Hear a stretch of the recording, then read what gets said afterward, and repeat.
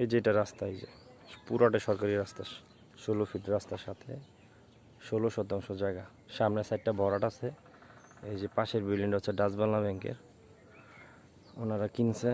এই যে জায়গাটুকু বিক্রি হবে, এই যে রাস্তা, যারা কমের মধ্যে একদম রানিং পরিবেশে,